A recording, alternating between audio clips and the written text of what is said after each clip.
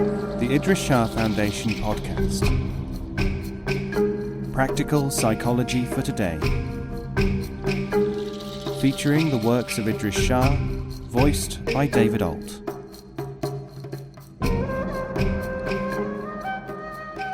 Welcome to the Idries Shah Foundation podcast. In this edition of the podcast, we will hear selections from The Sufis by Idries Shah. This audio has been made available by the Idries Shah Foundation.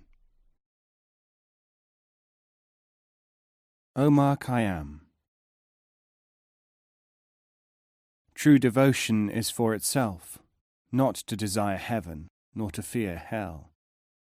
Rabia el-Adawiyah.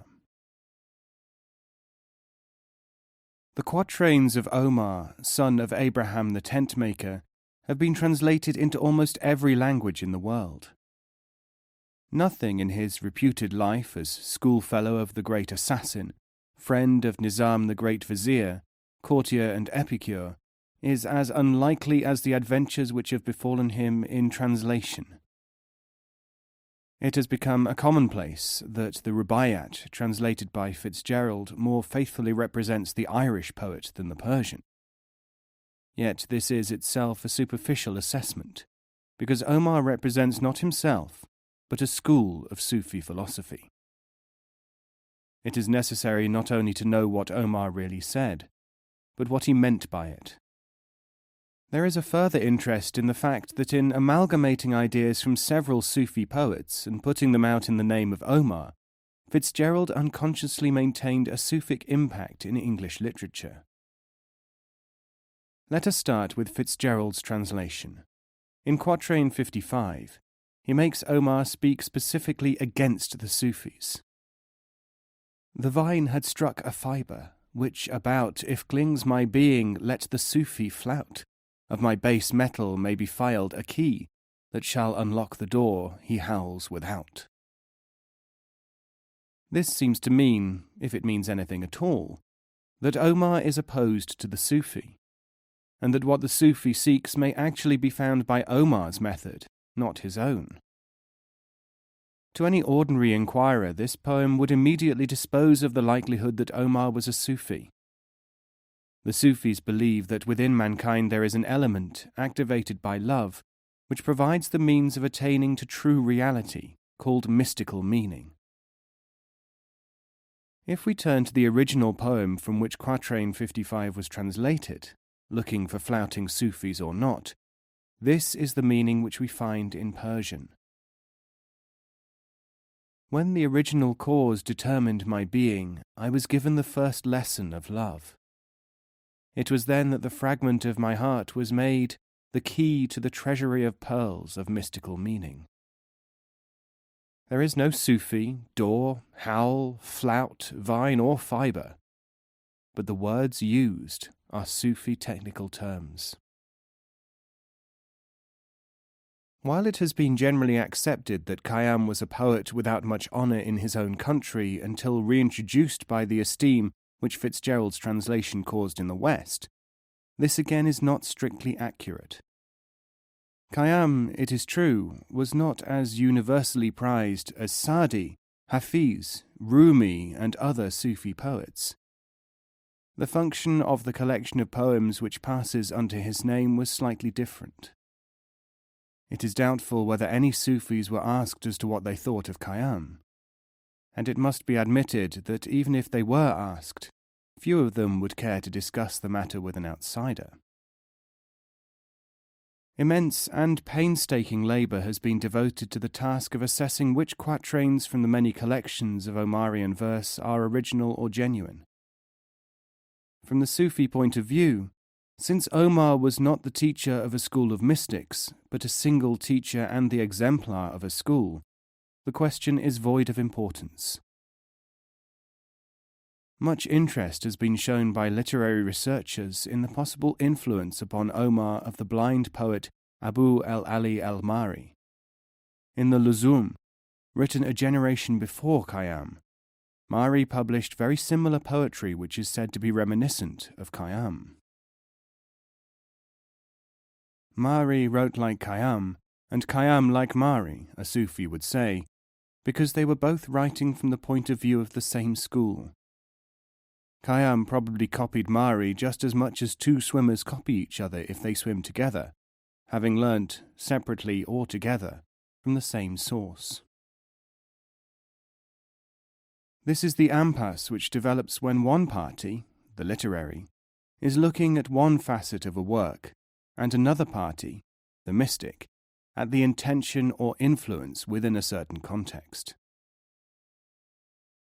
Khayyam is the Sufi voice, and the Sufi voice to the Sufi is timeless. In poetry, it will not submit readily to time-centered theories. That Khayyam has been rediscovered in Persian through the fame of translations is correct. If we amend this to read, Khayyam was not well known to non-Sufis until comparatively recently in Persia. However, through the efforts of Western scholars, his work has become known very widely to non-Sufis there. Professor Cowell, who introduced Omar to Fitzgerald and taught him Persian, found the Sufi content in Khayyam through talks with Indian scholars of Persian. Some later scholars have concluded that these people misled the professor. Some Western experts will have no Sufic content in Khayyam. The Reverend Dr. T.H. Weir, a lecturer in Arabic, Khayyam wrote in Persian, wrote a book about Omar in which he is quite clear about this. The truth is, he says in his Omar Khayyam the Poet, that one cannot read half a dozen lines of Omar without seeing that there is no mysticism here, any more than in Burns. He does not tell us what kind of mysticism he is referring to, or how he would identify it. Fitzgerald himself was confused about Omar. Sometimes he thought that he was a Sufi, sometimes not. But he had himself absorbed a great deal of Sufi thought. Heron Allen, who made a most careful analysis, shows that material which people had thought was concocted by Fitzgerald often came from other Persian poets. These authors were the ones which have, since Chaucer, most influenced English writers, the Sufis Attar, Hafiz, Sa'di, and Jami. Perhaps intentionally, but probably accidentally, Fitzgerald had become soaked in Sufic teachings from what are Persian basic texts. These matured in his mind until they emerged, mixed with Omar, to form the Rubaiyat in English. Had Fitzgerald known about the special teaching technique used by Khayyam, following up a line of thought in order to imply its shallowness, he might have provided something even more effective in its impact. The translator also missed the stress placed by Khayyam on the Sufic state of understanding which comes after inebriation, contained in such passages as this. I cannot live without wine. Without the cup's draught I cannot carry my body. I am the slave of that breath in which the Saki says, take one more cup, and I cannot do so. This is a clear reference to the condition attained under Sufi teachers when what was an ecstatic experience develops into a real perception of the hidden dimension beyond the metaphorical drunkenness. Fitzgerald's version of Khayyam has never been improved upon in English because, in order for Sufi ideas to be transmitted to any extent in any generation, there must be a certain measure of harmony between the ideas and the formulation of the time. This is not to say that everyone could see this content in Omar. He captured Swinburne, Meredith, and millions of people seeking a way of thinking outside the conventions within which they felt themselves imprisoned. But others sensed that this was in some way a threat to convention. A celebrated Doctor of Divinity, Dr. Hastie, did not attempt to understand the depth in Khayyam. He found the Fitzgerald version of the rudest wit and shallowest reflection, lean and flashy songs. Fitzgerald himself had produced a new-patched Omar, exciting miserable, self-deluded, unhealthy fanatics of his cult, This cult was a literary craze and delusion, infatuation and spurious idolatry. Did the reverend gentleman feel his values threatened by one who was, after all, only a tipsy toper, cowardly scamp, bankrupt, blustering, purblind braggart? Omar was perhaps as often misunderstood in the East as in the West. Perturbed because so many English-speaking Muslim students in India were enthused over Khayyam in Fitzgerald's translation, at least one Orthodox Muslim divine circulated a warning. In The Explanation of Khayyam, Maulvi Khanzada, Lahore 1929, a widely circulated pamphlet, he did what he could to fit the problem into his own perspective. First, he argues, not without reason, that Fitzgerald did not know Persian really well. Secondly, he insists that Cowell did not know it well either. Both scrawled badly, like small children. People who wanted to read Khayyam should study the Persian first, not English. Even before Khayyam, they would then be able to get a proper basis of Islam before passing on to complicated matters like Sufism. Finally, Khayyam is a generic term applied to a way of teaching, which the Sufis have and which would in any case be misleading if taken on its own, out of books and without a master. Khayyam was a great cult in England. His devotees formed clubs, planted roses from Nishapur on Fitzgerald's grave, sought to emulate him in their poetry. The literary cult multiplied in spite of the fact that it was known that the oldest available manuscript was written 350 years after its author's death, almost as if all we knew about St. John of the Cross was in a document written yesterday, and we had to base our assessment of him on that and very little else. From the Sufi point of view, Khayyam's poetry has multiple functions. It may be read for its apparent content alone. It may be recited under certain conditions in order to provide special improvements in the range of consciousness. It may be decoded to obtain material of use in Sufic studies. It is a part of the Sufi heritage, and as such performs a comprehensive role whose undertaking is itself a part of Sufi specialization. It is reported of Khan Janfishan Khan, chief of the Hindu Kush Sufis and a great 19th century master, that he used the quatrains of Omar in his teaching. A disciple reports, 3 new members came to the Khan. He received them, told them to go away and study Khayyam, then to report on him. In a week they reported on his reception day. The first said that the effect of the poems had been to make him think, and to think as he had not thought before. The second said that he thought Khayyam a heretic. The third felt that there was some deep mystery in Khayyam, which he hoped he would eventually be able to understand. The first was kept on as a disciple. The second was sent to another teacher. The third was sent back to study Khayyam for another week. A disciple asked the Khan whether this was a method of assessing the potentialities of the would-be Sufis. We already knew something about them through intuitive means, said the master. But what you consider a test is partly a test and partly a fragment of their training. Further, it has the function of helping to train the watchers as well. This is Sufism. It is a composite, if you like, of study, feeling, and the interaction of people and thought.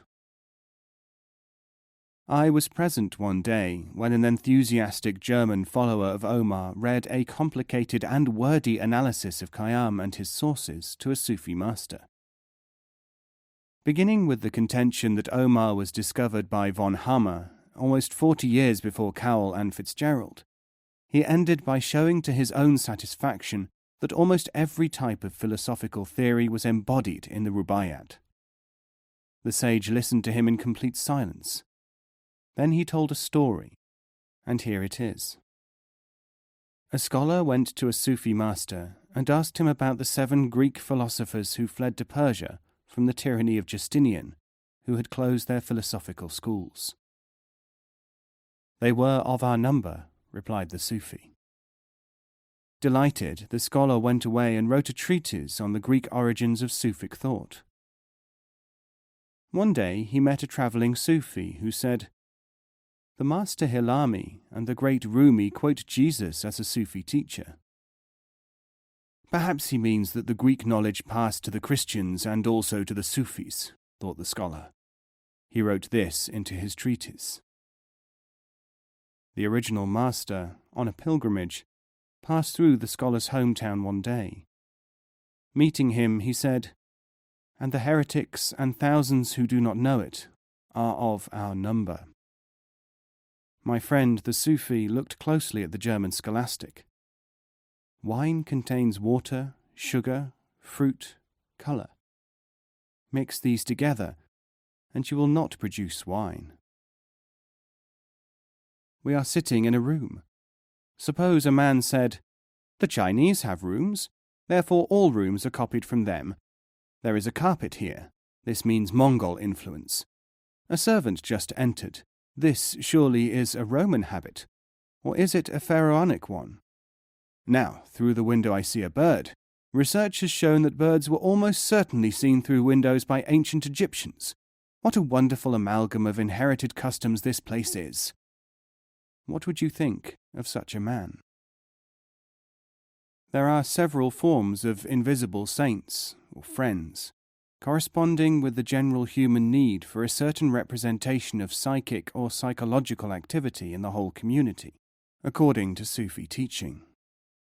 Ujwiri, in Revelation of the Veiled, Nicholson's version, page 213, says, "Among them there are 4,000 who are concealed, and do not know one another and are not aware of the excellence of their state, but in all circumstances are hidden from themselves and from mankind."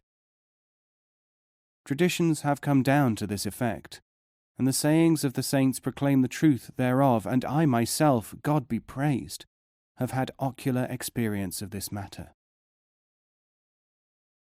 E. H. Winfield, Mathnavi, London 1887, page 27 and following, related this concept more closely with current ideas as to who or what such people might be. A very remarkable doctrine is that of unrecognized saints. There are always on earth 4,000 persons who are, so to speak, saints without knowing it. These are they who are born with a natural goodness, which lifts them without effort to a point that most labour to reach in vain, loyal, gentle, unselfish souls, endowed with a natural intuition of good and a natural inclination to pursue it, the stay and comfort of those who enjoy the blessing of their society, and, when they have passed away, perhaps canonized in the hearts of one or two who loved them. Spontaneous goodness of this sort is not to be submitted to rules or forms. The inward inclination, not the outward ordinances, is the source of their goodness. Against such there is no law. They have a standard of thought and character of their own, quite independent of the praise or blame of men of externals. Sufi teaching accords such people a place in the total evolutionary pattern of mankind.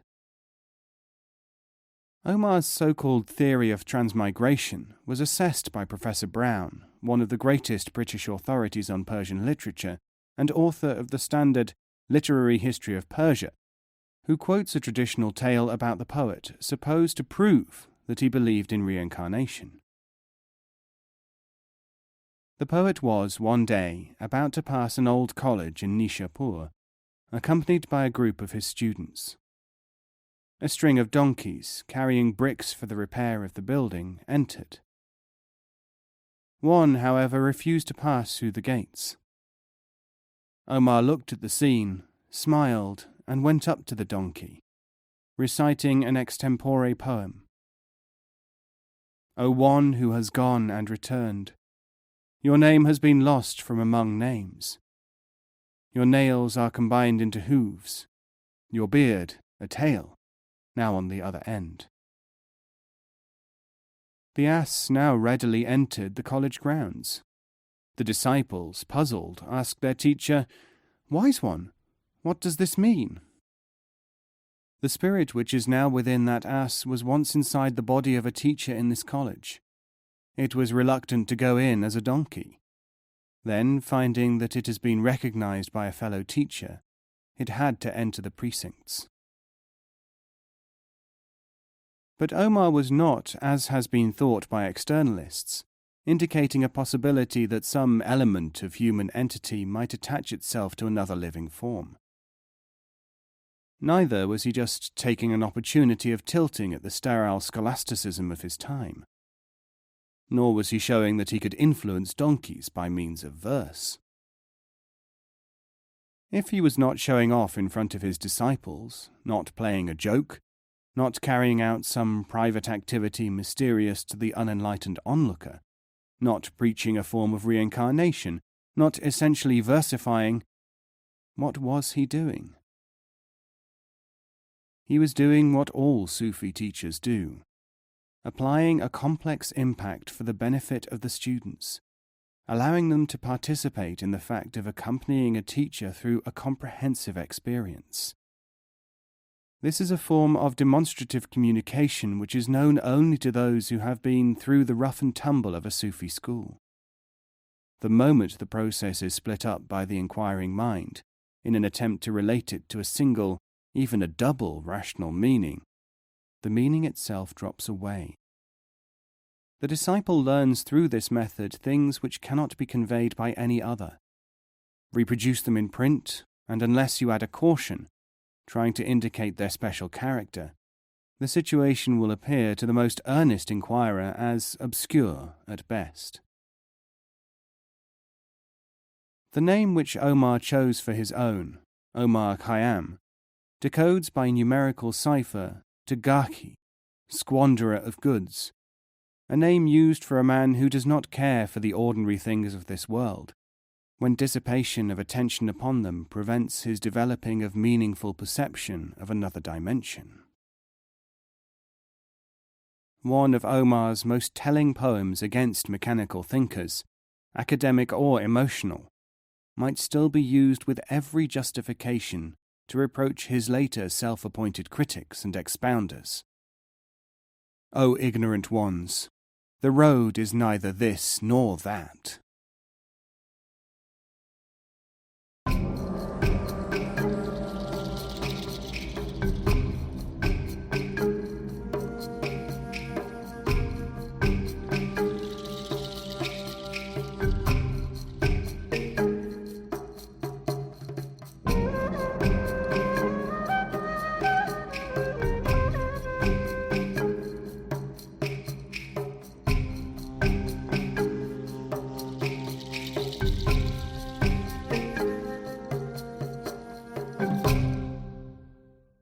This podcast is copyright 2016, the Idries Shah Foundation.